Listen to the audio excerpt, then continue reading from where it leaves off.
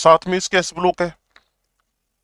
तो फोकस करो किन बातों पे आपका मेन ध्यान देना चाहिए ना। आयनिक बॉन्ड का डिस्कशन तो हम अभी कर ही लेंगे, ठीक है ना। इसके अलावा वीबीटी, देन एमओटी, देन ये ऐसे टॉपिक है जिसपे फोकस रहना बड़ा जरूरी है।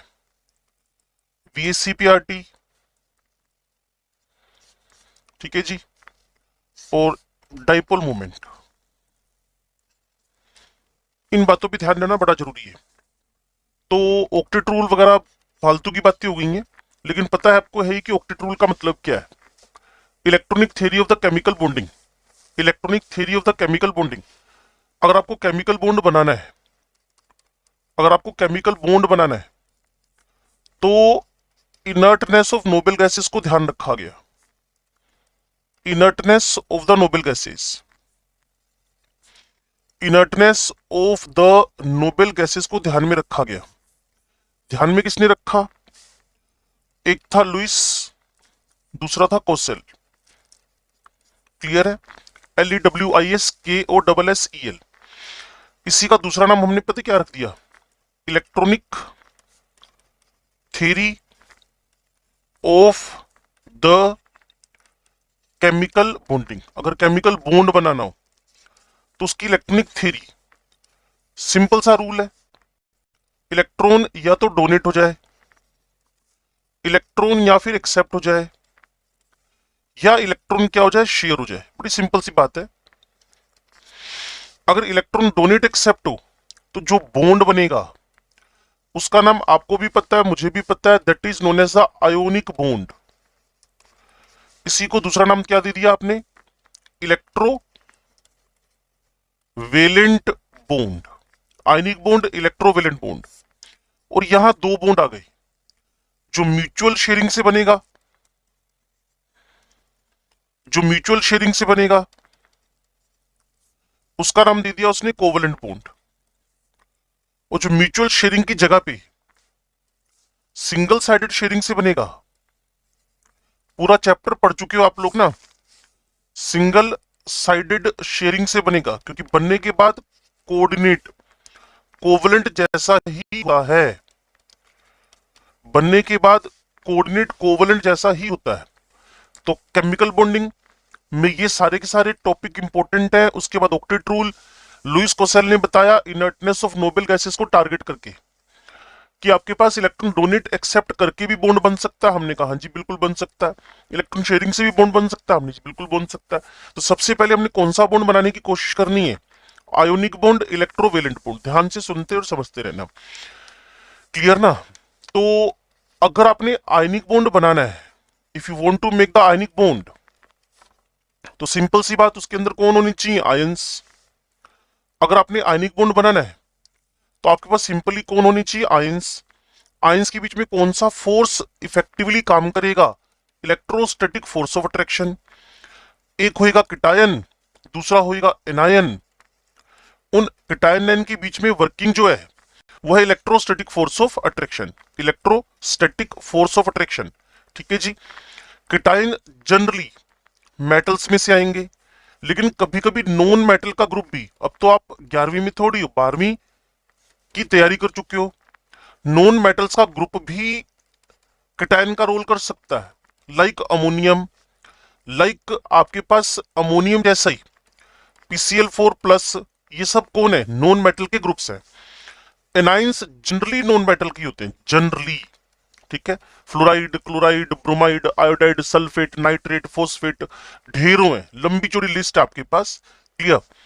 तो लाइनें पढ़ लें भाई। This bond results due to complete transference, वही तो लिखा था, donate accept, of one or more electron from the outermost shell of one atom to the outermost shell of other atom। कौन काम कर रहा है? इलेक्ट्रोस्टैटिक फोर्स ऑफ अट्रैक्शन, जो मैंने ऑलरेडी लिख दिया है, electrostatic force of attraction. Cation metal से आता है, कभी कभी नॉन मेटल का ग्रुप भी हो सकता है, ये लिखा हुआ है। क्लियर? और अब जो नॉन मेटल है वो जनरली कहां से होएगा? नॉन मेटल से। एनायन कहां से होएगा? नॉन मेटल से होएगा। तो शायद ये पेज समझ में आ गया हो आपको जो मैंने लिखा है। नेक्स्ट टारगेट आपके पास है कि अगर आपको बॉन्ड बनाना है, बॉन्ड सिर्फ यही नहीं कि आयनिक बॉन्ड बनाना है, किसी भी टाइप का बॉन्ड बनाना है, किसी भी टाइप का, क्लियर। तो bond formation, clear, bond formation should be exo. अगर एक्सोथर्मिक है, अगर एक्सोथर्मिक है तो स्टेबिलिटी आएगी। अगर एक्सोथर्मिक है तो स्टेबिलिटी आएगी। अगर एक्सोथर्मिक है तो स्टेबिलिटी आएगी। तो फैक्टर अफेक्टिंग में आपको पता है, मैंने आपकी कॉपी के अंदर 5 फैक्टर लिखा रखे हैं, क्लियर। एक है डेल्टा एच सब्लिमेशन, जो एंडो है, कम होना चाहिए। डेल्टा एच आयोनाइजेशन, अगेन कैसा है, एंडो है, जो कम होना चाहिए, ठीक है जी। Delta H bond dissociation, again endo, कम होना चाहिए। आगे आपके पास है delta H EG, electron gain enthalpy, plus minus दोनों हो सकती है। अगर प्लस हो तो लो होनी चाहिए, माइनस है तो हाई होनी चाहिए, मतलब एक्सो शुड बी हाई। और नेक्स्ट एंड फाइनल है लेटिस एनर्जी, ठीक है जी। इसकी वैल्यू आपके पास क्या होनी चाहिए, ये तो ऑलवेज क्या है, एक्सो, क्लियर। तो ये क्या होना चाहिए आपके पास, हाई। और अगर आप डेल्टा एच फॉर्मेशन की बात करते हो, अगर आप डेल्टा एच फॉर्मेशन की बात करते हो, रिजल्टेंट कैसा होना चाहिए, एक्सोथर्मिक, अगर आप मेरे को सुन पा रहे हो तो endo, endo and then again endo, okay. इन सबका जो सम है, इन सबका जो सम है, क्लियर, वो लेस होना चाहिए किस पर, डेल्टा एच ईजी अगर नेगेटिव हो, डेल्टा एच लेटिस वो तो नेगेटिव होता ही है।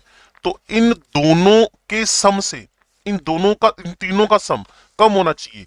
मतलब input should be less than output, input कम होना चाहिए और आउटपुट ज्यादा आना चाहिए, तभी आप स्टेबिलिटी की तरफ बढ़ पाओगे, अदरवाइज स्टेबिलिटी की तरफ नहीं बढ़ पाओगे, clear.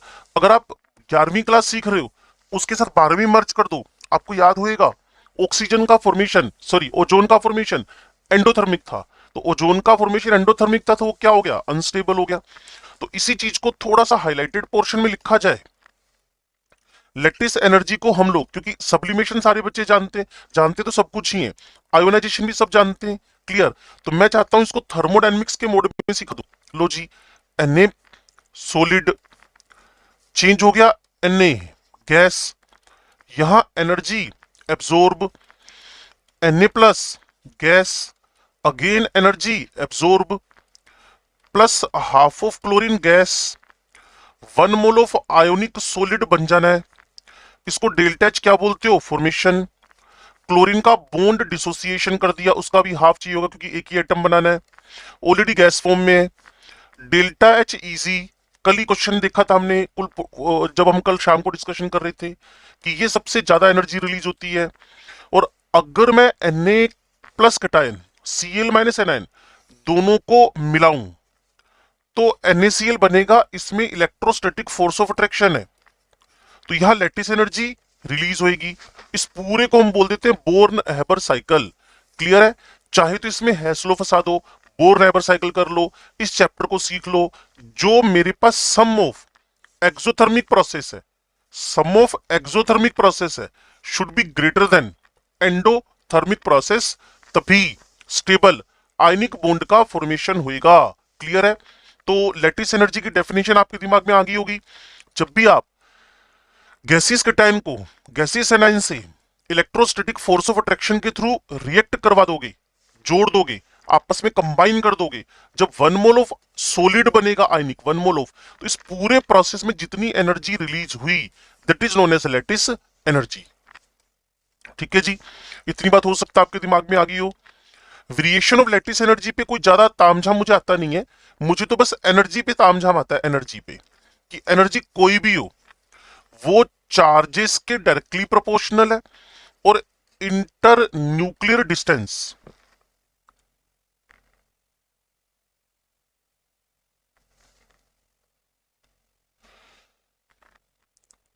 Inter nuclear distance, clear, energy directly to the charge है, और जो आर प्लस आर माइनस है, क्लियर, इंटर न्यूक्लियर डिस्टेंस की इनवर्सली प्रोपोर्शनल है।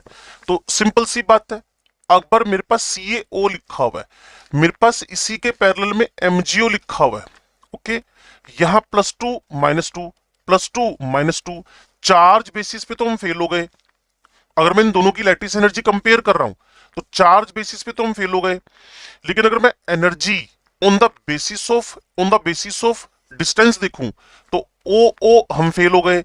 mg का साइज, रेडियस क्या चल रही है, स्मॉल, किसके कंपैरिजन में, रेडियस ऑफ कैल्शियम +2, तो साफ सी बात है जिसका रेडियस छोटा होएगा कीटायन का, उसकी लैटिस एनर्जी क्या हो जाएगी, ज्यादा। तो लैटिस एनर्जी का ये ऑर्डर बन गया।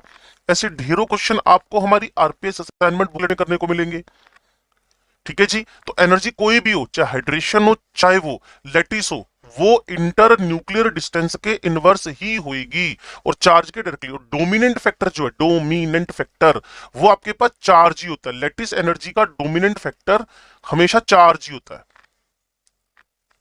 ठीक है जी। अब उसने कहा जी ionic compound is formed when magnitude of lattice energy plus magnitude of electron affinity is greater than magnitude of ionisation. तो मैंने 5 दिए, इसने 3 से काम चला दिया। Higher the lattice energy of the ionic solid more will be its thermodynamic stability. Simple सी बात है, जिसकी लैटिस एनर्जी ज्यादा है उसकी थर्मोडायनेमिक स्टेबिलिटी ज्यादा होगी। लो जी, हाइड्रेशन एनर्जी पे बात की है इसने, इसका भी मैंने एक ही बात बोलनी है, एनर्जी कोई भी हो, एनर्जी कोई भी हो, चार्ज के तो डायरेक्टली, क्लियर, और रेडियस के इनवर्सली प्रोपोर्शनल हो रही है। अगर यही फोर्स होता तो स्क्वायर कर देते हम लोग। अब मुझे सोल्यूबिलिटी ऑफ कंपाउंड पे बात करनी है। थर्मोडायनेमिक्स में भी सभी बातें लिखी हुई हैं ये। Solubility of the ionic solid, सबको पता है कि अगर hydration energy, clear, greater than lattice हो गई, लैटिस वीक पड़ गई, तो ऐसे कंपाउंड क्या हो जाएंगे, सोल्यूबल। अगर hydration energy less than lattice हो गई, लेस देन लैटिस हो गई, तो लैटिस स्ट्रोंग पड़ गया, अब क्या हो जाएगा ये, इनसोल्यूबल, ठीक है जी। और अगर ये दोनों कहीं ना कहीं अप्रोक्सीमेट बराबर हो गए तो ऐसे कंपाउंड को हम क्या बोल देते हैं, दीज आर पार्शली सोल्यूबल। अगर आप सुन पा रहे हो, समझ पा रहे हो, क्लियर। तो साइज ऑफ आयन ये बता दिया जी, इनवर्स है। चार्ज डायरेक्ट एनर्जी है भाई, इसमें कौन सी लड़ाई झगड़ा है, क्लियर। तो एनर्जी तो ऐसी ही होगी। लुईस डॉट रिप्रेजेंटेशन पे मैं उतना फोकस नहीं करता हूं क्योंकि अब आप बहुत एडवांस हो चुके हो। आपको कोई बोलेगा मीथेन का लुईस डॉट स्ट्रक्चर बताना है, अब वो एएनएससी थोड़ी करोगे आप, सिंपल,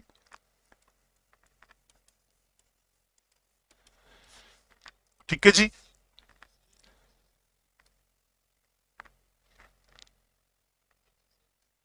चलो जी, अब कोई लुईस डॉट स्ट्रक्चर हो, फॉस्फेट बना ले, सल्फेट बना दे, कार्बोनेट बनवा दे, तो हमें उससे प्रॉब्लम क्या भाई। फॉस्फेट आपके पास POOO, हमें तो फॉस्फोरिक एसिड भी बनाना आता है ना। तो फॉस्फोरस का 8 इलेक्ट्रॉन, और जितने भी आपको बताऊं मैं, लुईस की दिमाग 8 से ऊपर गया ही नहीं, लुईस का दिमाग 8 से ऊपर गया ही नहीं। अब वो लुईस डॉट स्ट्रक्चर कह रहा है तो किसी भी एलिमेंट का इलेक्ट्रॉन का नंबर 8 से ऊपर होने दो ही मत, क्लियर है।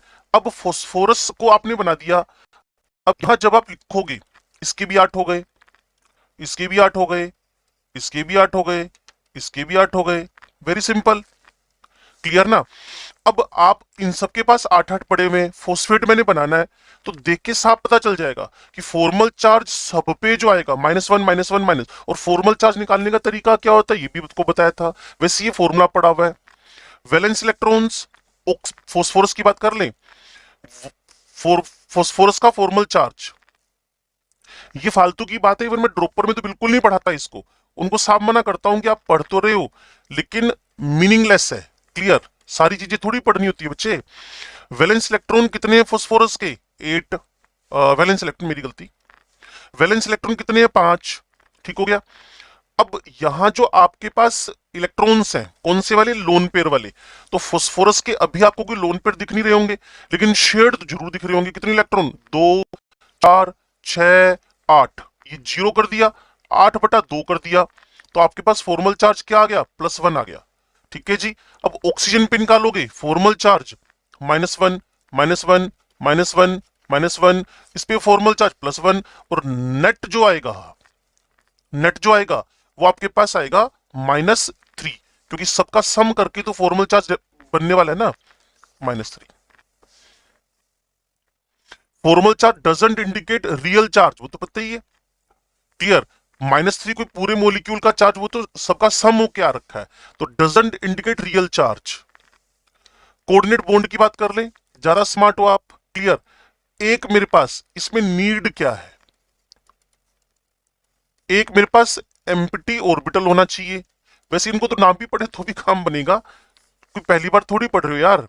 एम्प्टी ऑर्बिटल होना चाहिए, मिनिमम एक लोन पेयर होना चाहिए, ठीक है जी। ये बोरोन है, ये एफ एफ एफ है, ये एम्प्टी ऑर्बिटल है, ये अमोनिया है। और जब ज्यादा समझ में ना आए तो एक चैप्टर खोल लेना जिसका नाम है कोऑर्डिनेशन केमिस्ट्री, सबको समझ में आ जाएगा, क्लियर। ये लो जी। तो किसी लोन पे डोनर ने, क्लियर, किसी एम्प्टी ऑर्बिटल वाले को अपना लोन पे डोनेट कर दिया, किसका फॉर्मेशन हो गया, डेटी बॉन्ड का, known as a coordinate bond. तो इस पे ज्यादा दिमाग नहीं लगाते। चलो, लिमिटेशन क्या है जी इसकी, मैं तो लिमिटेशन सिर्फ दो हिस्सों में बांट देता हूं, क्लियर। बुराइयां मतलब लिमिटेशंस, क्लियर। इलेक्ट्रॉन्स,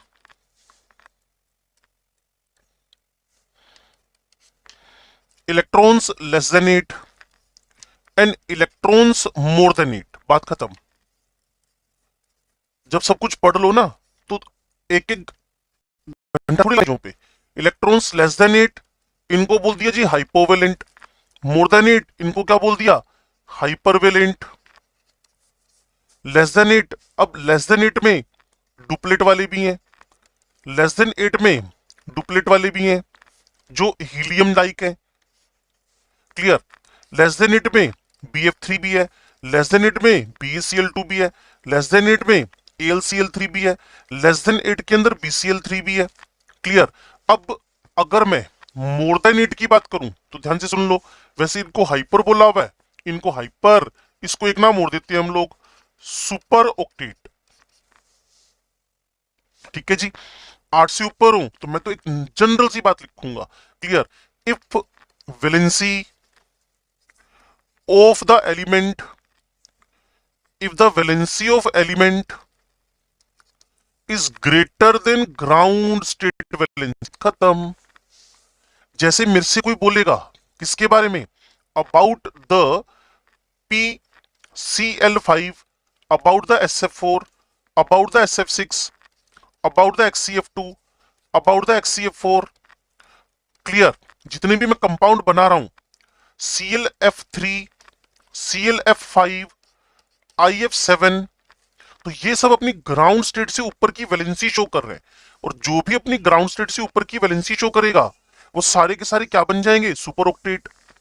अगर कोई अपनी ग्राउंड स्टेट, अगर आप अपनी नोट्स पढ़ोगे तो नोट्स में आपको लंबी चौड़ी बातें करके दिखा रखी है ऑक्टेट रूल की लिमिटेशन की। भाई लिमिटेशन में 8 नहीं है, बात खत्म।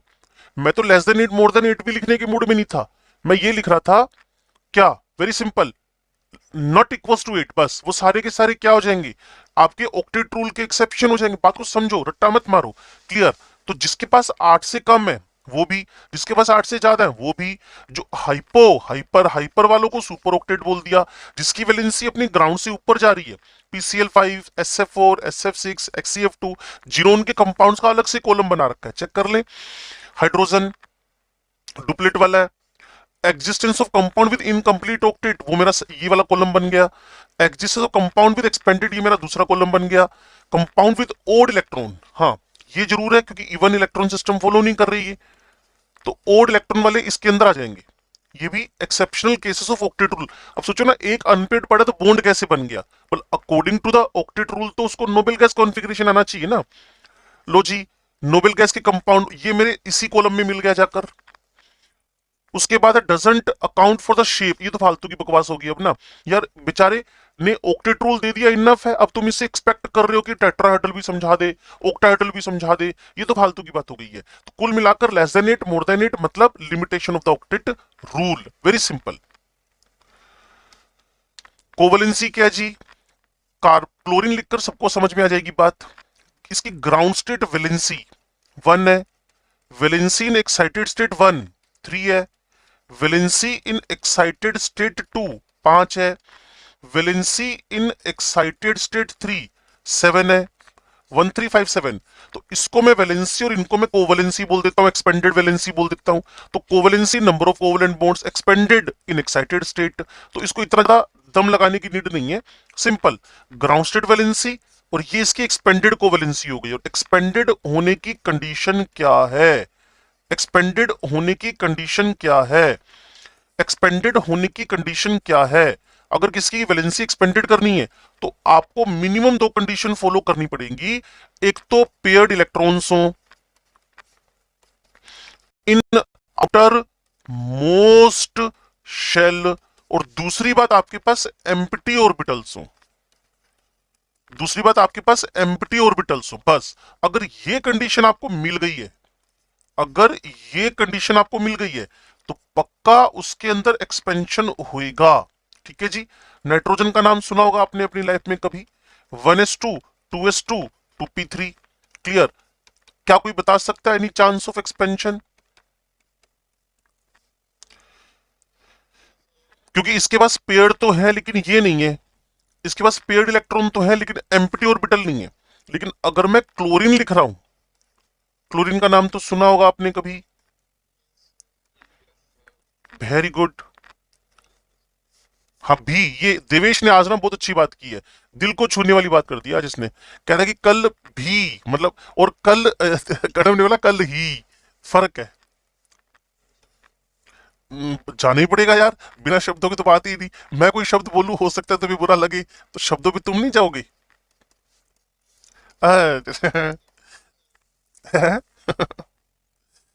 चलो देखो भाई कनव सर, ये कितने पड़े हैं बच्चे, पेयर्ड पेयर्ड, तो पहली कंडीशन फुलफिल हो गई। आगे खाली पड़े हुए हैं, तो ये भाई साहब पक्का एक्सपेंशन करेंगे करेंगे। ठीक है ना। तो ग्राउंड स्टेट वैलेंसी 1 है, एक्साइटेड 1, एक्साइटेड 2, एक्साइटेड 3, 1 3 5 7। तो ये दोनों कॉन्सेप्ट सिर्फ एग्जांपल से एक्सप्लेन हो जाएंगे। किसी को ऑब्जेक्शन होएगा तो मेरे से बात कर लेना। अब मैं शुरू करने जा रहा हूं कोवलेंट बॉन्ड को सिखाने की पहली थ्योरी, जिसका नाम है वैलेंस बॉन्ड थ्योरी। क्लियर है। इसका एनर्जी कंसिडरेशन में सिर्फ एक ग्राफ बना लेते हैं, बनाया कि नहीं बना, यहां बना, इसी को देख लेते हैं, सारी बात क्लियर हो जाएगी। क्लियर ना, इसी को देख लेते हैं, इससे सारी बात क्लियर हो जाएगी, ज्यादा तामझाम करने की नीड आपको है नहीं। सुनो भी ध्यान से। क्लियर। उसके अंदर जितना भी लिखा हुआ है ना, अब देखो ये बताओ यार, दो न्यूक्लियस है रिपेल करते हैं, दो इलेक्ट्रॉन है रिपेल करते हैं, न्यूक्लियस इलेक्ट्रॉन को अट्रैक्ट करता है, इलेक्ट्रॉन न्यूक्लियस को अट्रैक्ट करता है, ये सारी बातें सबको पता है। तो सीधे काम की बात करते हैं। Hydrogen and hydrogen in the hydrogen molecule, ये इनफाइनाइट डिस्टेंस पे थे। क्लियर। इनके बीच में कोई इंटरेक्शन नहीं है, जब तक कोई किसी को जानता नहीं तब तक उनके बीच में कोई इंटरेक्शन हो नहीं सकते। क्लियर ना, एक दूसरे को जानते ही नहीं है, ये भी हाइड्रोजन है ये भी हाइड्रोजन है, एक दूसरे को जानते ही नहीं है, इनफाइनाइट डिस्टेंस पे कोई इंटरेक्शन नहीं है। अब इनके बीच में अट्रैक्शन फोर्सेस वर्किंग हुए, ए ग्रेटर देन रिपल्शन, तो एक दूसरे के पास आना शुरू करे। और आपको बता दूं ये एक्सिस किसका है, एनर्जी का, और ये एक्सिस किसका है, डिस्टेंस का। ये एक्सिस आपके पास फाइनली किसका है, डिस्टेंस का, ये एनर्जी का। ये जीरो एनर्जी है, नीचे एक्सो है, ऊपर एंडो है। जब इन दोनों के बीच में इंटरन होने शुरू हुए तो एनर्जी एनर्जी पास आएंगे ना जब एक दूसरे के, तो एनर्जी रिलीज होना शुरू होगी, ये एक्सोथर्मिक प्रोसेस होएगा। और एक स्टेज ऐसी आएगी जहां ना तो वो इससे पास आ सकते हैं ना इससे दूर जा सकते हैं। इसको बोलते हो attraction is equal to repulsion, इसको बोलते हो attraction is equal to repulsion, इसको बोलते हो attraction is equal to repulsion. और यही क्रिटिकल डिस्टेंस है, यही क्रिटिकल डिस्टेंस है, और इसी का दूसरा नाम बॉन्ड लेंथ है, और इसी का तीसरा नाम बॉन्ड डिस्टेंस है। अगर सुन पा रहे हो तो हाँ, अगर तुम इससे भी इसको पास लाने की कोशिश करोगे तो भाई ये पॉसिबल ही नहीं है यार। क्रिटिकल डिस्टेंस के बाद अगर एटम पास आ रहे हैं, क्रिटिकल डिस्टेंस के बाद अगर एटम पास आ रहे हैं तो वो रिपेल करेंगे बच्चे, उसके बाद बॉन्ड का एग्जिस्टेंस नहीं होएगा। और वो प्रोसेस अब उनको पास लाने का एंडो, जैसे दो नॉर्थ पोल ऑफ मैग्नेट को तुम पास ला रहे हो, they repel to each other. Clear. तो ये एंडो हो जाएगा, जो एक हाइपोथेटिकल कंडीशन है, ऐसा कभी होता नहीं है, ये रियल में नहीं होता। ये बस एक सोचने की बात है, अगर इसके आगे वो पास आए तो क्या होगा। अब बोलो ना ना अब इसके बाद पास नहीं आएंगे, अगर आएंगे तो रिपल्शन ही लगेगा, क्योंकि दो न्यूक्लियस एक दूसरे पे डोमिनेट करने लगेंगे, मतलब रिपल्शन करना शुरू कर देंगे। तो इतनी सी कहानी है। ये मेरे पास एनर्जी वाला मॉडल है, किसका, वीबीटी का एनर्जी वाला मॉडल है। तो किसी को इसमें समझना आई हो बात, तो मुझे लगता नहीं ऐसा कुछ होएगा। और ये जो है इस एक्सिस पे ये बॉन्ड डिस्टेंस है, और जो इस एक्सिस पे नीचे की तरफ जा रही है ये आपके पास बॉन्ड, ये आपके पास बॉन्ड एनर्जी है। ये बॉन्ड डिस्टेंस है, ये बॉन्ड एनर्जी है, ये बॉन्ड लेंथ है, और ये बॉन्ड एनर्जी है। हाइड्रोजन का एग्जांपल दिया था, 436 की वैल्यू आपको पता ही है, ये 74 पीएम है, पिकोमीटर है, और ये आपके अप्रोक्सीमेट 436 यही लिखा होगा कहीं, ये रहा। क्लियर है। तो ये अगर ग्राफ समझ में आ गया तो आपको इसकी कमेंट्री पढ़ने की नीड नहीं है, बस सारा कुछ इसी के अंदर वही लिखा हुआ है। समझ गए मेरी बात को आप। ये जी, इसको पढ़ने की नीड मुझे लगता नहीं अब है। तुम थोड़ा सा, अब तो बच्चे पता है क्या है, थोड़ा सा तुम्हें कंक्लूसिव खुद भी होना पड़ेगा ना, जैसे मैंने समझाया। अब उसके बाद आपको सिर्फ इसको फोकस करना है, नहीं तो फिर रिवीजन के टाइम पे ना परेशान होगे। अकेला केमिकल बॉन्डिंग पढ़ने पढ़ने में 4 घंटे निकल जाने हैं। तो एक बहुत बढ़िया हो गया कि आप लोगों को रिवीजन मिल गया। इससे आपको पता चलेगा कि हमें बातें कौन कौन सी करनी है ढंग से। और 11वीं का मॉडल था, 22 दिन में केमिकल बॉन्डिंग खत्म हुआ ना। 22 घंटे की नीड ही नहीं, अब हाईएस्ट हाईएस्ट 1.5 घंटे की नीड है, 1.5 क्लास। क्लियर। तो इतनी बात अगर आपको एनर्जी कंसिडरेशन समझ में आया, बस इसी को समझो और इसे छुटकारा पाओ। क्लियर। अब आपको ना हीलियम का नॉन एग्जिस्टिंग, मैं फिर आपसे रिक्वेस्ट करूंगा, ये तुम्हारे ना केमिकल बॉन्डिंग के page number 3 assignment, page number 3 assignment में आपके एक right hand side right column में क्वेश्चन पड़ा हुआ है कि कितने रिपल्शन है कितने अट्रैक्शन है। बच्चों को उसकी वैल्यू भी याद होगी। रिपल्शन का वैल्यू 5 है, अट्रैक्शन का वैल्यू 4 है। क्लियर ना, अगर फोटो याद हो तो। लेकिन मैं इसको ना सिरे से रिजेक्ट कर रहा हूं क्वेश्चन को। आप ऐसा क्यों कर रहे हो, इसकी वजह तुम जानो। भाई एमओटी इसके बॉन्ड ऑर्डर से एक्सप्लेन कर गई है, तो जरूर है हम फालतू की बात करें। तो मेरी बात को अगर एग्जैक्टली पकड़ पा रहे हो तो क्लियर, काम की बात रखो, फालतू की बात को छोड़ दो। Clear.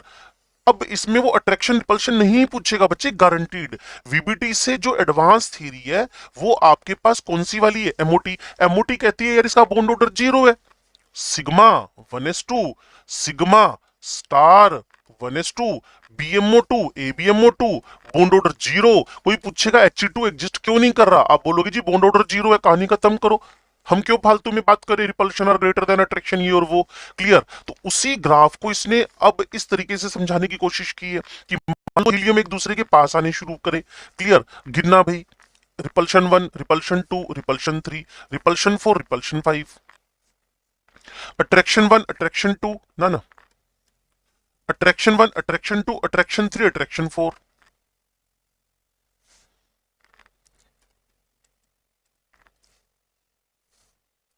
Repulsion 1, repulsion 2, repulsion 3, repulsion 4, repulsion 5। हे निकम्मी जनता, समझ में आई बात क्या, शुक्र है। और ये अट्रैक्शन, हाँ ना ये अट्रैक्शन 1, अट्रैक्शन 2, अट्रैक्शन 3, अट्रैक्शन 4। तो रिपल्शन 5 है, अट्रैक्शन 4 है। इसलिए भाई साहब इस दुनिया में मैं कह रहा हूं इससे एडवांस मॉडल पड़ा है बच्चे। Sigma 1s2, sigma star 1s2, helium का बॉन्ड ऑर्डर 0 है, बस बात खत्म करो। ठीक है जी, चलो लो जी। इन टर्म्स ऑफ ओवरलैपिंग, मैं फिर आपको यहां बता रहा हूं, इसी ओवरलैपिंग का एक नाम हमने दिया हुआ है partial interpenetration. Clear. Partial interpenetration, fully overlap कभी नहीं होता, पार्शियल, क्लियर, इंटरपेनिट्रेशन, जिसको इस मॉडल से समझ सकते हो बस। ये पार्शियल इंटरपेनिट्रेट कर रखा है, चाहे वो आपके पास, क्लियर, चाहे वो आपके पास एसएस है, चाहे वो आपके पास पीपी है, चाहे वो आपके पास पीपी है, चाहे वो आपके पास एसएस है, एसपी है, सॉरी। क्लियर। तो अगर इससे ऊपर जाने की इच्छा नहीं हो तो बात यही खत्म हो गई है। Clear. SS overlapping sigma, PP head to head. अब इतनी ये बात थोड़ी कि तुम्हें बिल्कुल समझ नहीं आएगी बात। सिग्मा जहां पी साइडवाइज हो गया, पाई कोलेटरल ओवरलैपिंग, और जहां एसपी हो गया वो क्या बना लेगा आपके पास, ऑलवेज। तो मैं तो बोलता हूं जहां एस इन्वोल्व है, जहां पे एस इन्वोल्व है, जहां पे एस इन्वोल्व है, वहां ऑलवेज कौन सा बॉन्ड बनता है, सिग्मा।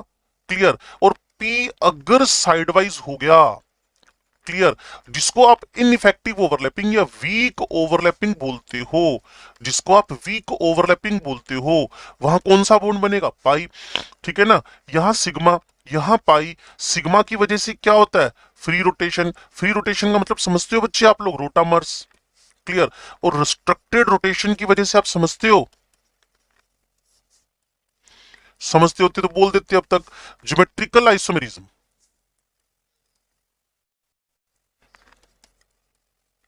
ठीक है ना।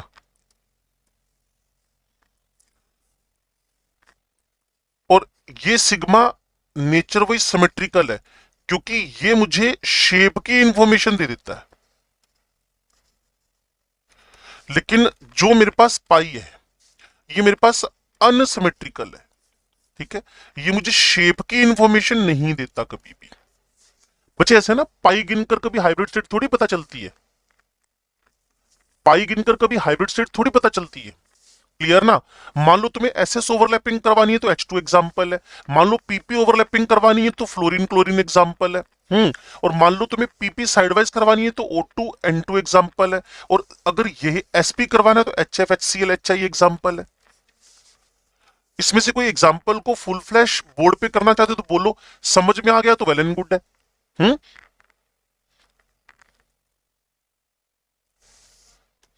पी ब्लॉक एलिमेंट में किया था पुत्र, आयुष बोल रहा है ये। हे भगवान। 1s2 2s2 2p4, 1s2 2s2 2p4। Outer most शैल ही पूछ लेता हूं अब, चलो अपनी इज्जत बचा लेना। आउटर मोस्ट शैल बोलो। कौन बोला है, ओए 2s2p4, आयुष मुक्का खाएगा तू। आउटर मोस्ट शेल, कल स्ट्रक्चर ऑफ एटम का टेस्ट हुआ है। Outer most shell 2s2 2p4, digital मुक्का मारूंगा तेरे में। हाँ भाई।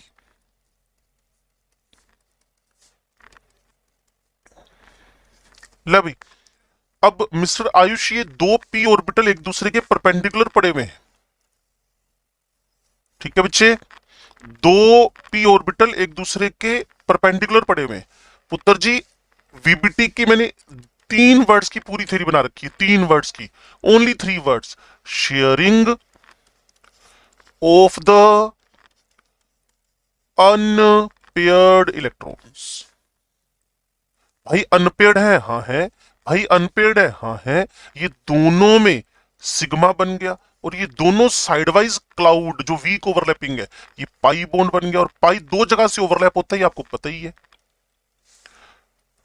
ठीक है ना। इसको एग्जैक्ट बनाना चाहते हो तो ऐसे बन जाएगा ये तो सिंबॉलिकल हो गया था।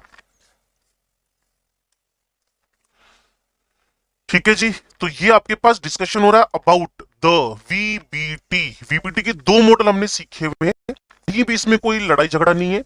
एक एनर्जी वाला ऑर्डर है, कॉन्सेप्ट है, दूसरा ओवरलैपिंग का कॉन्सेप्ट है। अभी मैं फिर आपको इनवाइट कर रहा हूं, किसी बच्चे को अगर मेरे से बात करनी हो S S S P P P, तो जल्दी से बात कर लो, क्योंकि आपको पता है 34 मिनट्स हुए, और मुझे ऐसा लग रहा है कि जैसे हमने ना 3 क्लासेस ड्रॉपर की पढ़ ली हैं, क्योंकि वीबीटी का खत्म हो जाती है 3 क्लासेस के बाद। पहली क्लास, दूसरी क्लास, तीसरी क्लास। अब हमारी चौथी क्लास शुरू हो जाएगी। वो कहां शुरू हो जाएगी, ऑन द, ये तो सारी बातें बता दी मैंने आपको। सिग्मा पाई तो गिनने आते हैं कि इसमें निकम्मे हो। ओ हो, दिवेश यार, नजर ना लग जाए। ले पुत्र दिवेश। हाँ हाँ, मैंने मना थोड़ी किया, क्वेश्चन दिया है बेटा।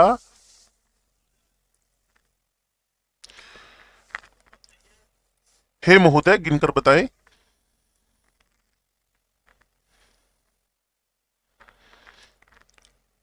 देवेश जी, आप कहां चले गए बेटा। पुत्र गिने इसको।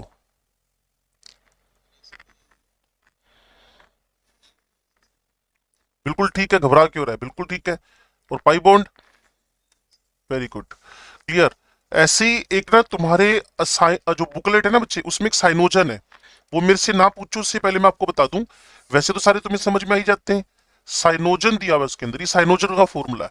उसने पता क्या पूछा हुआ है, वैसे साइनोजन तुम्हें पता ही होगा, वैसे ऑर्गेनिक में किया है हमने, भूल भाल जाओ तो इसको लिख लेना साइड में ना। साइनोजन में ना उसने पूछा कार्बन कार्बन के बीच में कौन सा बॉन्ड है, तो बता देना सिग्मा है। कई बार ना इसकी असाइनमेंट करते हुए ना तुम्हें पता है क्या दिखता है, जैसे मीथेन है, तो मीथेन पे ना 4 साइनो लगा देगा, तो पता है बच्चे क्या करेगा, सुनना मेरी बात को ध्यान से, वो कहना टेट्रासाइनोमीथेन, तो कुछ नहीं करना, मीथेन के 4 हाइड्रोजन हटाकर साइनो, फिर बोलेगा सिग्मा पाई भी। अरे भाई, आपको स्ट्रक्चर ही नहीं बनाना आएगा, सिग्मा पाई कहां से गिन लोगे, तो ये टेट्रासाइनोमीथेन है। फिर वो आपको जानबूझ के ना, सुनो, C2CN होल 4 दे देगा, ये सारा काम मैंने आपकी कॉपी में करवा रखा है। C2CN होल 4, तो पहले C2 उठाना, C2 और ये 4 साइनाइड हटा के H4 लगाना, ओके, ये तो इथीन जैसा स्ट्रक्चर है, तो ठीक है। C डबल C साइनो, साइनो, क्लियर, साइनो, एंड फाइनली अगेन साइनो। इसके सिग्मा पाई गिनवाएगा, गिन के दे देना सामने वाले को। इसको जनरल में आप पता है क्या लिख सकते हो, टेट्रा साइनो इथाइलिन। बड़े बच्चे कंफ्यूज होते हैं इथाइलिन पे, उनको लगता है एसिडिलीन, ना ना, इथाइलिन, इथाइलिन मतलब C डबल बॉन्ड C। बातें छोटी छोटी है, मतलब कॉन्सेप्चुअल मिस्टेक नहीं करोगे आप। इथाइलिन विथाइलिन तो याद ही करना पड़ता है कि C डबल बॉन्ड C की बात कर रहा है। बीएससी पीआरटी में पहले नहीं समझाता, मैं पहले समझाता हूं हाइब्रिडेशन, ध्यान से सुन लो। लो जी, सिंपल सी बात, हाइब्रिडेशन की बातें शुरू करें अगर हम लोग। नंबर 1, मिक्सिंग है, हाँ जी है, किसकी है, ऑर्बिटल्स की, क्लियर, जिनमें शेप का तो डिफरेंस पूरा पूरा होएगा, लेकिन एनर्जीज में कोई ज्यादा डिफरेंस नहीं है। तो nearly same energy, approximate different, nearly same energy and different shapes are mix together, और फिर होएगा रीडिस्ट्रीब्यूशन, किसका, शेप का, और जितने भी आपके पास प्योर ऑर्बिटल है वो किसमें कन्वर्ट हो जाएंगे, हाइब्रिड ऑर्बिटल्स में। सुनते रहना बच्चे ध्यान से, प्योर ऑर्बिटल किसमें कन्वर्ट हो गए, हाइब्रिड में। ये स्फेरिकल था, ये डंबल था, ये डबल डंबल था, लेकिन सब मिक्स हो के बैलून बन गए, बर्थडे वाले बलून बन गए, क्लियर ना। अब इसमें एक बात आपसे जो बतानी थी और पूछनी थी वो समझ लो भाई, क्लियर। अगर यहां 3 मिक्स हो रहे हैं तो सामने 3 बनेंगे, क्लियर।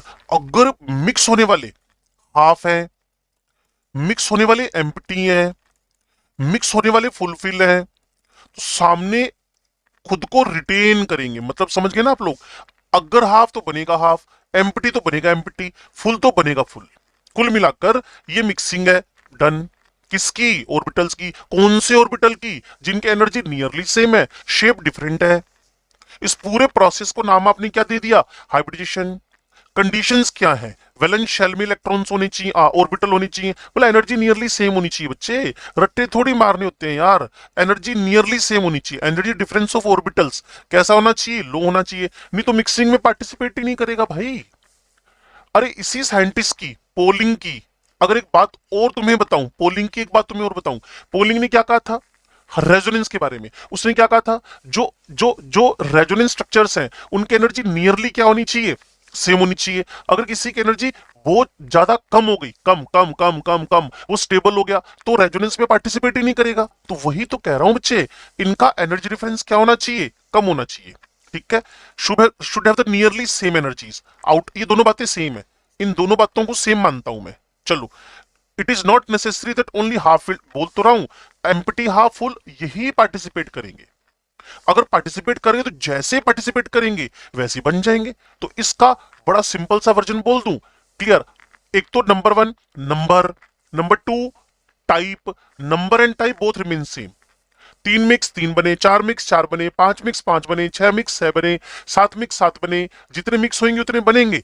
एंड दूसरी बात क्या, type, type if half participate half will form, full participate full will form, empty participate empty will form.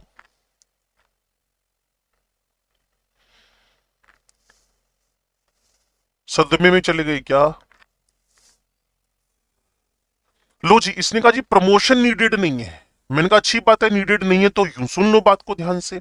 Promotion needed नहीं है, मैंने कहा बिल्कुल प्रमोशन नीडेड नहीं है। तो प्रमोशन कहाँ नीडेड है कहाँ नहीं है, मेरी बात को ध्यान से सुनना। Valency in ground state, then valency in molecule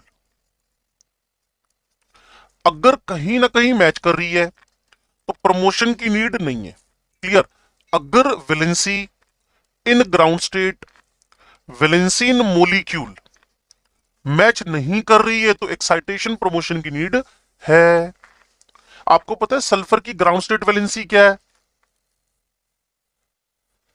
और अगर SCl2 है, H2S है, तो यहां प्रमोशन की नीड नहीं है। अगर SF4 है, SF6 है, तो यहां प्रमोशन की नीड है। सिमिलरली अगर PCl3 अमोनिया है तो यहां प्रमोशन की नीड नहीं है। अगर PCl5 है, PCl6 माइनस है, सुन समझ पा रहे हो तो? क्लियर? और इसी तरीके से आपके पास यहां प्रमोशन की नीड है। अगर आप IF लिख रहे हो, ये तो वैसे भी VBT से ही बन जाना है, नो नीड। लेकिन IF3 जो भी लिखेगा, IF5 जो भी लिखेगा, IF7 जो भी लिखेगा, वो प्रमोशन बोलेगा। तो प्रमोशन पे बड़ा सिंपल सा एक फंडामेंटल था, क्या? ग्राउंड स्टेट वैलेंसी अगर मॉलिक्यूल की वैलेंसी से मैच कर गई। What is the ground state valency of sulphur? आप ही ने बताया 2। मॉलिक्यूल की वैलेंसी 2 आ रही है, मैच कर गई, no need of promotion. Sulphur की ग्राउंड स्टेट वैलेंसी 2, मॉलिक्यूल में वैलेंसी 4, मैच की नहीं की, प्रमोशन चाहिए। और प्रमोशन की एनर्जी भी बॉन्ड फॉर्मेशन से आती है। क्लियर? करेक्टरिस्टिक ये देखो, जितने मिलेंगे उतने बनेंगे। क्लियर? ये अपने आप को मैक्सिमम डिस्टेंस पे रखेंगे। क्लाउड है भाई, इलेक्ट्रॉन क्लाउड है, अट्रैक्शन थोड़ी हो रहा है। मैक्सिमम डिस्टेंस पे मेंटेन करेंगे to increase the stability, decrease increase the stability, decrease the repulsion. Covalent bond जो बनेंगे, हाइब्रिड ऑर्बिटल हमेशा सिग्मा बॉन्ड बनाएगा। हाइब्रिड ऑर्बिटल सिग्मा बॉन्ड बना रहा है।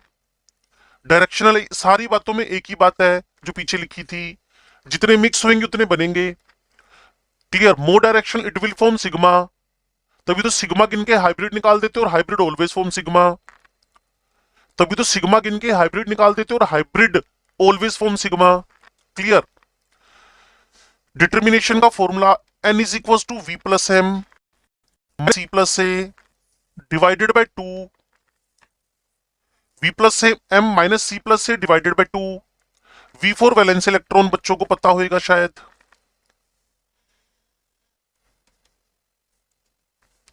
Valence electrons M4 monovalent atoms, ये गिन चुन के 5 ही हैं। FCl Br INH। Clear? C4 cationic charge, clear, cationic charge. A4 anionic charge. Valence electron monovalent, cationic charge, anionic charge. Clear है? अगर किसी को अमोनियम की हाइब्रिड स्टेट निकालनी है तो N is equal to valence electron 5, monovalent 4, cationic charge 1 divided 2 sp3। अगर किसी को सल्फेट की हाइब्रिड स्टेट निकालनी है, वैलेंस इलेक्ट्रॉन 6, मोनोवेलेंट 0, चार्ज -2। -2 मतलब इलेक्ट्रॉन ऐड ही होंगे बच्चे। तो 8/2 4, अगेन sp3।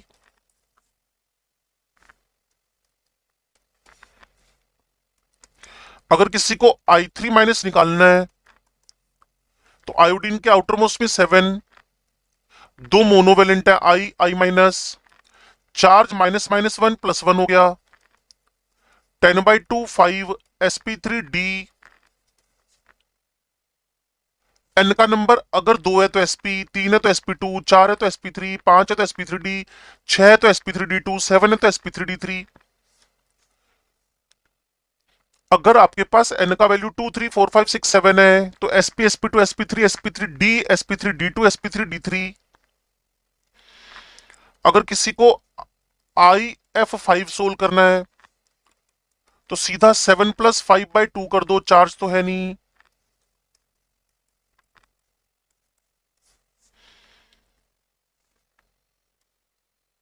चलो जी, देखो कितनी फनी सी बात है कि किसी आइसोलेटेड एटम में हाइब्रिड स्टेट नहीं होगी। तो यार मैं बोल दूं नाइट्रोजन में हाइब्रिड स्टेट बताओ, आपने कहा नाइट्रोजन क्या, NCl5 या NCl3 या NH4 प्लस, तो NCl5 तो बना नहीं, NH4 बन गया प्लस में, और NCl3 बन गया उसमें, बता देंगे हम लोग।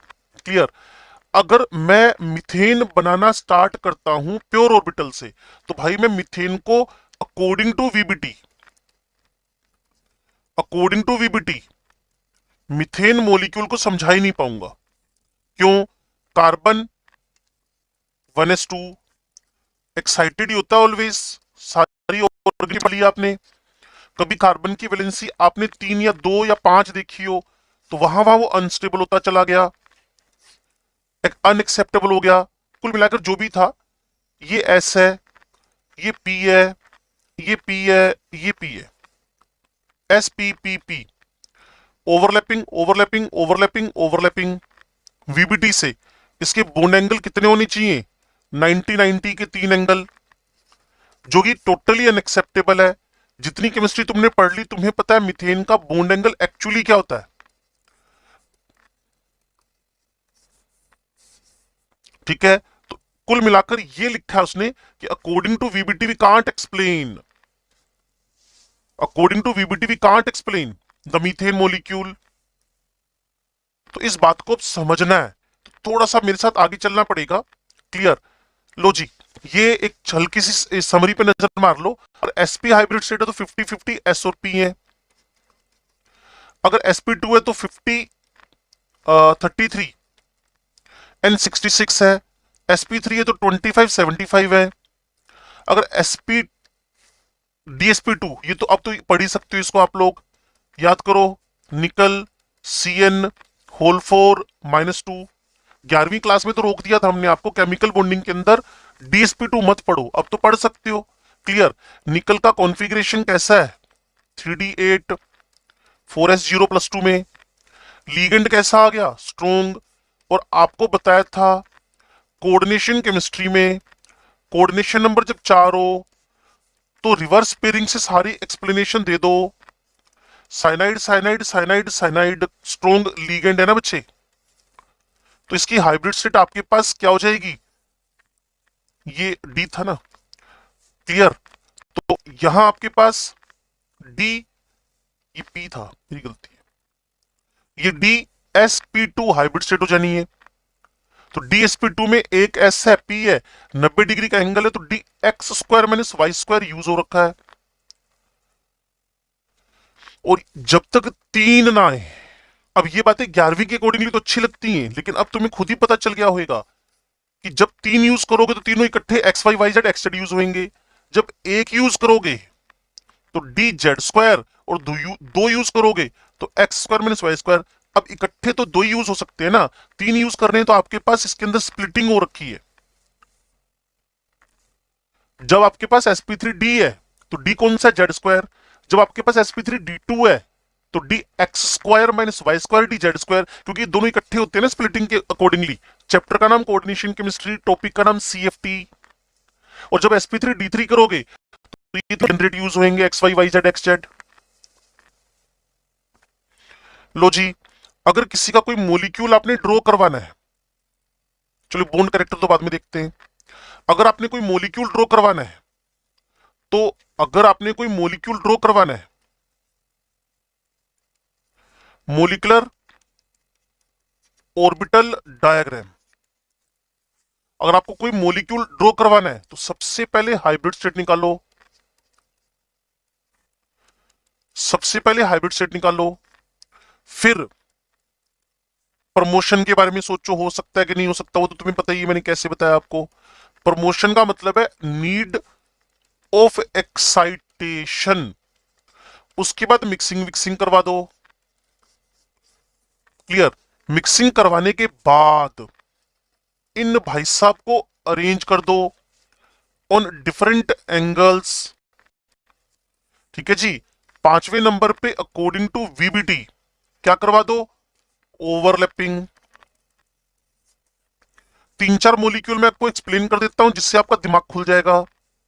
मैं मीथेन समझाना शुरू कर रहा हूं। मीथेन की हाइब्रिड स्टेट क्या है भाई? sp3। सेंट्रल कौन है? कार्बन। आपको एक बात बता रखी है, कार्बन के 100% कंपाउंड, कार्बन के 100% कंपाउंड्स, कार्बन के 100% कंपाउंड्स प्रमोटेड है।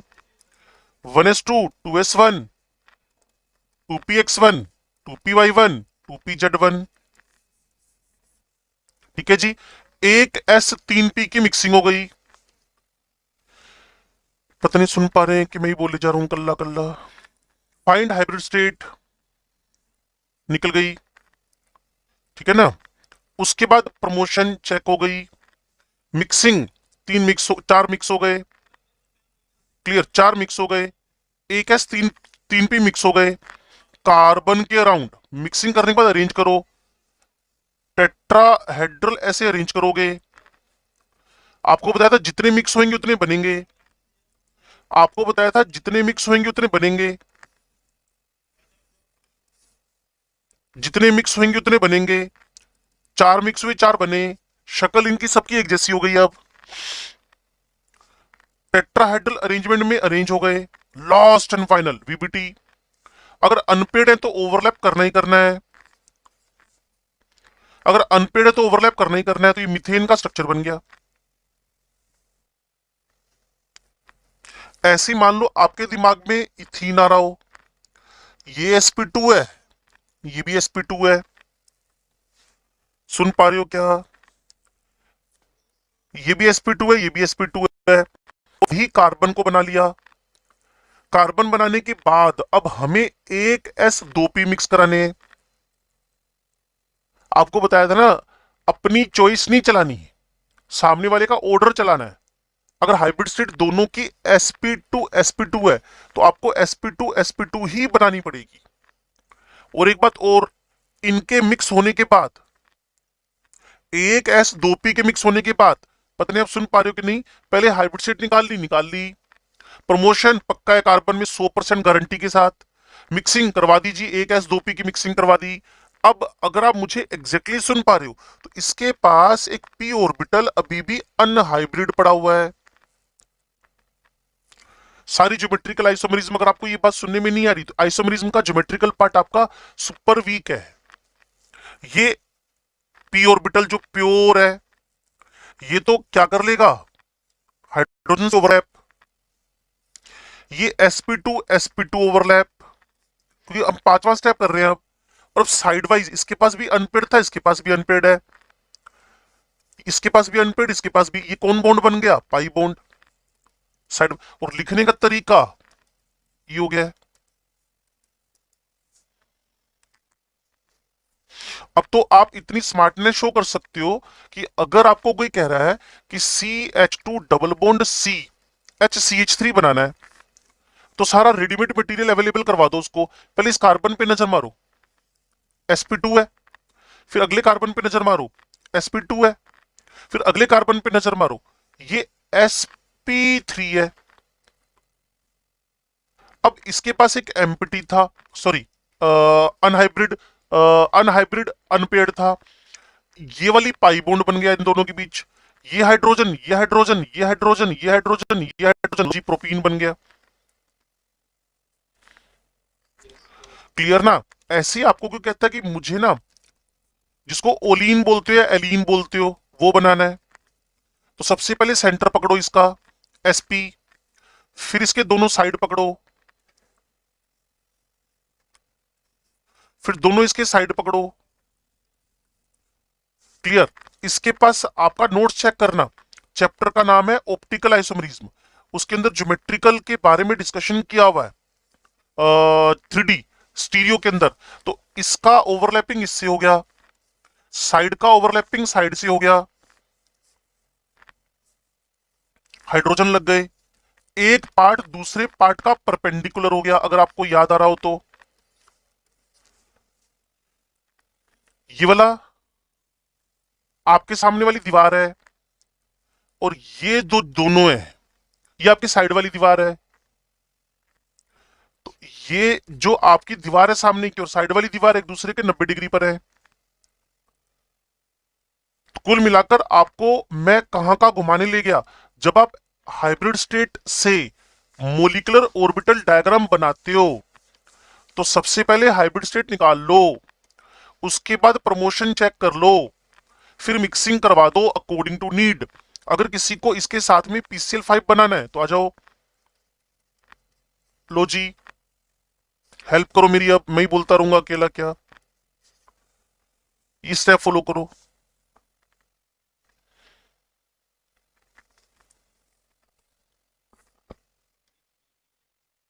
बिल्कुल ठीक है जी, प्रमोशन होएगी जी, बिल्कुल होएगी।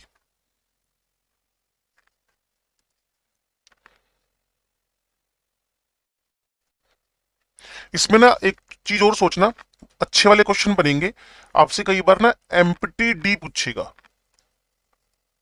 एम्प्टी डी पूछे, हाँ है ना। अगर डी वन है तो 4 एम्प्टी, अगर डी1 है, सुनो ना, अगर sp3d है तो 4D एम्प्टी पड़े हुए हैं,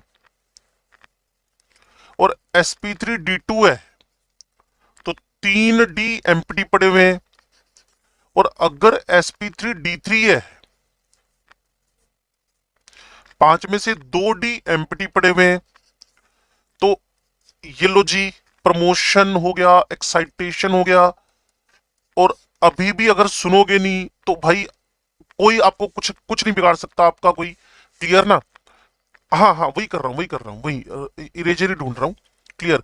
ये वाला उठ के आगे गया हुआ है, ये इंटेंशनली लिखकर मिटाया है, ये इंटेंशनली लिखकर मिटाया है ताकि आपके दिमाग में आ जाए कि कौन उठकर गया। अब इन सबकी मिक्सिंग हो गई, ये लो जी, एक एस, एक पी, एक 3P, एक डी, डी कौन सा वाला, डी जेड स्क्वायर। अब फोस्फोरस के अराउंड वो ट्रायगनल बाइपिरामिडल ज्योमेट्री में अरेंज हो गए, और फिर सबके पास up up up up up है, इनके पास 5 यूपी है। Chlorine chlorine chlorine chlorine chlorine, ये पांचवा स्टेप हो गया। और इतने आप एक्सपर्ट हो, चैप्टर का नाम था पी ब्लॉक, एक्सियल वालों की लेंथ 240 पिकोमीटर, और ये था इक्वेटोरियल 202 था आई थिंक।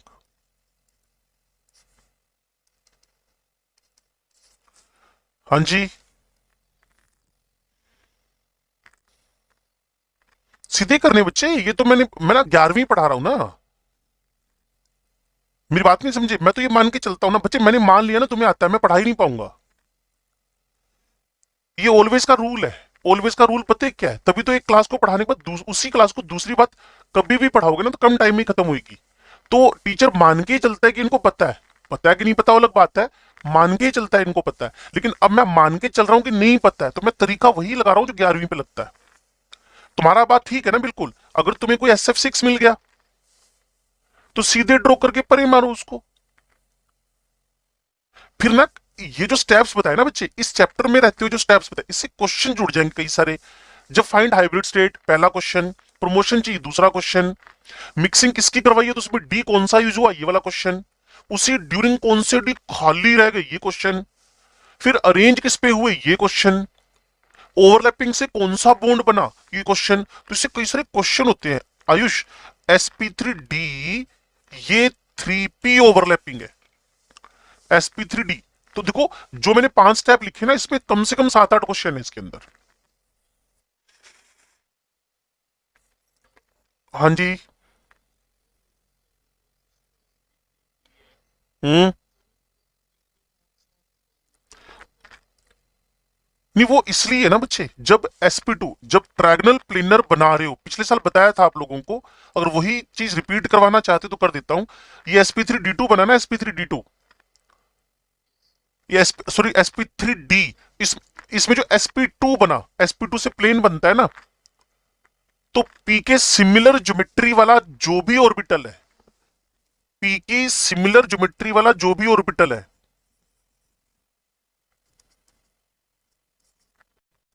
p की सिमिलर ज्योमेट्री वाला जो भी मॉलिक्यूल है, सुन पा रहे हो क्या? तो वो डी जेड स्क्वायर है, वो यूज होएगा। ठीक है ना? ओके जी ओके, ये डन हुआ, ये डन हो गया। क्या चीज है? हाँ सिग्मा स्ट्रोंग ही होते हैं पाई से। हाँ भाई, इसमें मैंने एक चीज और आपके दिमाग में डालनी थी, वो है XCF6, क्योंकि XCF6 ऑलरेडी एग्जाम में आ चुका है। क्लियर ना? मैं इसीलिए बॉन्ड पैरामीटर पे जाने से बच रहा हूं पहले, क्योंकि फिर मैं VSC PRT करवाऊंगा। 10 मिनट मेरे पास है। हाइब्रिड स्टेट sp3 D3 है। किसी को अगर lone pair on the central atom निकालने हो, किसी को lone pair on the central atom निकालने हो, तो आपको सबसे पहले इसके वैलेंस इलेक्ट्रॉन गिनने चाहिए। फिर इसमें से आपको इसके बॉन्ड्स का नंबर घटा देना चाहिए। Valency in the molecule divided by 2 कर देना चाहिए। तो जिनोन के आउटर मोस्ट में कितने इलेक्ट्रॉन है? 8। Valency in the molecule 6 by 2, क्या आ गया? 1। तो इस पे एक लोन पेयर है। Valence electrons minus valency by 2, valence electron minus valency divided by 2, valence electron minus valency divided by 2, ये इसका लोन पेयर निकलेगा। और ये मेरे एग्जाम में आया हुआ क्वेश्चन है। क्लियर? और इसका जो शेप है, डिस्टोर्टेड ओक्टाहेड्रल, या इसी को हम क्या बोल देते हैं? Capped octahedral. जब आप इसको ड्रॉ करोगे ना, तो आपके सिनॉप्सिस में उतना अच्छा नहीं बना हुआ जितना मैं बोर्ड पे आपको बना के दे रहा हूं अभी।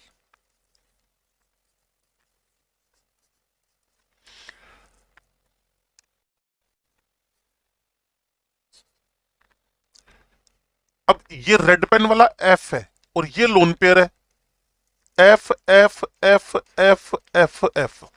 तो इस लोन पेयर को आपने क्या नाम दे रखा है? कैप। क्लियर?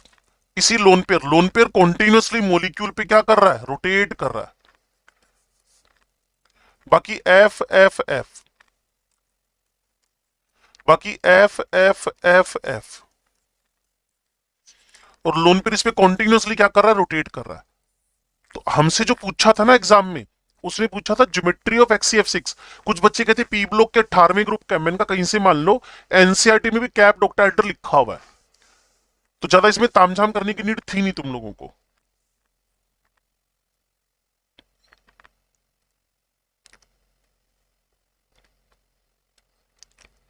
लोन पेयर की पोजीशन कुछ है ही नहीं अच्छे इसमें। Lone pair is continuously rotated on the molecule, that's why it is known as a capped, that's why it is known as distorted.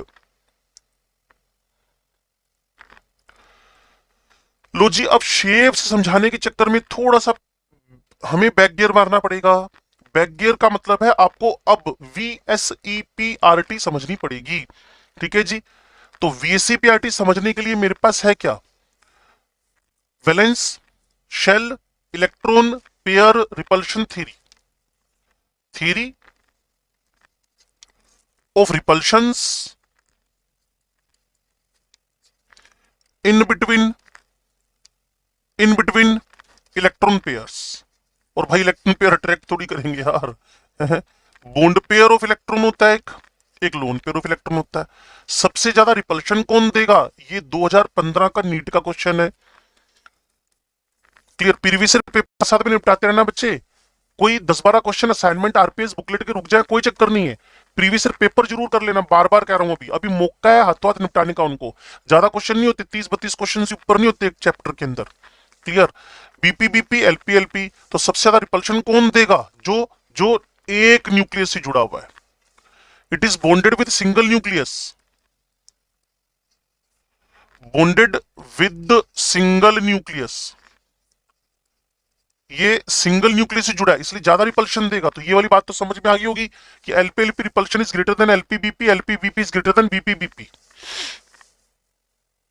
किसी भी मॉलिक्यूल का शेप लोन पेयर के नंबर पे डिपेंड करेगा, बिल्कुल करेगा। क्लियर? अब मैं आपको आगे लेके चलता हूं, ध्यान से सुनना और समझना। हाँ बोल भाई। पिछली तो अगली थी।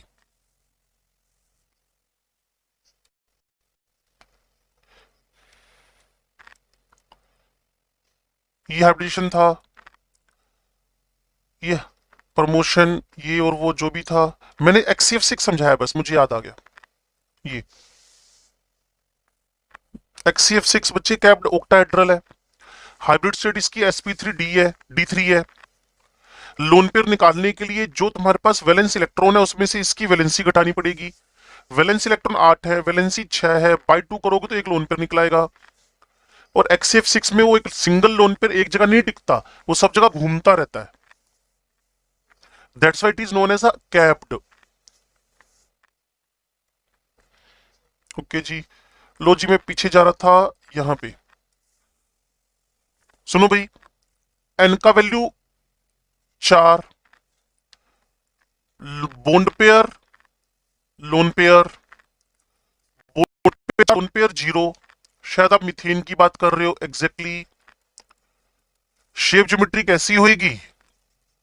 रेगुलर। बच्चे सीख लेना इसको, ये तुम्हारा ना डाइपोल मोमेंट में बड़ा यूजफुल होएगा, इसलिए मैंने अपनी स्पीड धीरे कर दी है। और वैसे में भागा तो है ही नहीं, कोई एक दिन एक्स्ट्रा मिल गया हम लोगों को। 3-1। मैं अमोनिया की बात कर रहा हूं। ये भाई साहब कैसे होंगे? पिरामिडल। 2-2। आप शायद वोटर की बात कर रहे हो। Exactly clear. ये बेंट, एंगुलर, डिस्टोर्टेड। इसके बाद में इसको 1-3, 4-3-2-1, ऐसा कोई कॉम्बिनेशन मेरे पास इस दुनिया में है नहीं। कहते सोच के देखो, सोच लिया, डायटोमिक बन गया। सोचा तो बहुत लेकिन डायटोमिक बन गया। देखो 3 लोन पेयर है, एक बॉन्ड पेयर है। इसको समझाने के लिए वीबीटी इनफ है। तो ये कॉम्बिनेशन अवेलेबल ही नहीं है मेरे पास। क्या पढ़ रहे हो? बीएससीपीआरटी पढ़ रहे हैं भाई। n is equal to 3। Bond pair कितने? 3। लोन पेयर कितने? 0। एग्जाम्पल दो SO3, एग्जाम्पल दो BF3, BCl3, BBr3, BI3। कैसा होएगा? रेगुलर। रेगुलर कैसा होता है? Trigonal planar. 2-1। एग्जाम्पल दो SO2। कैसा होएगा? बेंट। बेंट कोई आपने क्या बोल रखा है? एंगुलर। इसके आगे 1-2, ऐसा कोई कॉम्बिनेशन इस दुनिया में होएगा ही नहीं, डायटोमिक हो जाएगा मॉलिक्यूल। n बराबर 2 हो तो कहते जी बॉन्ड पेयर 2 हो गए, लोन पेयर 0 हो गए, बस कहानी खत्म। CO2 की बात कर लो, PeCl2 की बात कर लो, PeF2 की बात कर लो, ये सब इस कैटेगरी में आ रहे हैं। 1+1 का कॉम्बिनेशन हो ही नहीं पाएगा। तो सबसे इजी तो यही रेगुलर है, लीनियर है। कौन? SP वाले। इसीलिए एक लाइन बोलता हूं, और मैंने पिछले ड्रॉपर जिसका आज टेस्ट हो रहा है उनको एक बात बोली। मैंने उनको क्या बोला? SP3 SP2 never be linear. ये भाई साहब जिंदगी में कभी भी लीनियर नहीं हो पाएंगे, ये सीधे नहीं होते कभी भी। इनको हर एक बार कोई बोलेगा सीधा हो जा भाई, वो कहता ना ना कभी कोई चांस ही नहीं है। और इनको कहता टेढ़ा हो जा, कहता ना ना चांस ही नहीं है, जिंदगी भर सीधे रहेंगे ये। कौन? लीनियर। कौन? SP। SP is always linear, but SP3 SP2 never be linear. ये क्वेश्चन बड़े आसान हो जाएंगे तुम्हारे आरपी असाइनमेंट बुकलेट के। टाइम अपडेट क्या है? 9:38। एक और हो जाएगा। n is equal 5। SP3D की बात कर रहे हो, SP3D की बात कर रहे हो। जब SP3D की बात कर रहे हो तो एक 5 है, एक 0 है, एक 4 है, एक 1 है, एक 3 है, एक 2 है, एक 2 है, एक 3 है। इसके नीचे पॉसिबल नहीं है। इतने सारे लोन पेयर मॉलिक्यूल की शक्ल बिगाड़ के रख देंगे। तो ये PCl5 है, बच्चों को शायद पता हो, इट इज रेगुलर। ये SF4 है, बच्चों को शायद पता हो, इट इज CSO। इसको तो हमने बनाई था। चैप्टर का नाम P ब्लॉक, ग्रुप का नाम 16 ग्रुप। इसी को डिस्टोर्टेड टेट्रा हेड्रल बोल दिया। इसी को एनसीईआरटी की नकल मार के फोल्डेड स्क्वायर बोल दिया। ClF3 सारी दुनिया को पता है T shape. T shape, T shape plane में सेट हो जाएगा भाई। टी शेप प्लेन में सेट हो जाएगा। ये देखो ना, ये आपके पास यहाँ है, ये यहाँ है, या यहाँ है, कहीं भी है, लेकिन प्लेन में इसको सेट कर सकते हो तुम लोग। तो टी शेप प्लेन में सेट हो जाएगा। अगला है XCF2 या I3, ये क्या बन जाएगा, लीनियर। तो एक लाइन बोल दूं मैं आपको, sp3d may be linear, depends on conditions. sp3d linear हो सकता है, sp3d लीनियर हो सकता है, डिपेंड्स ऑन द कंडीशंस। वो कंडीशन क्या है, अगर बॉन्ड पेयर्स का नंबर 2 और लोन पेयर का नंबर 3 हो। क्लियर ना? तो ये सारी बातों का, हाँ बोलो भाई, क्लियर है? तो इस पे थोड़ा सा और काम करूंगा मैं, फिर मैं शुरू करूंगा bond parameter, then dipole moment, clear, फिर वो फजान फजान और एमओटी। तो मोस्ट प्रोबेबली कल की क्लास हम केमिकल बॉन्डिंग को ही देंगे। और अगर ड्रॉपर को 9 लेक्चर मिलते हैं मेरे को, तो मैं कम से कम 5वें 6ठे दिन पे आ गया हूँ अपना।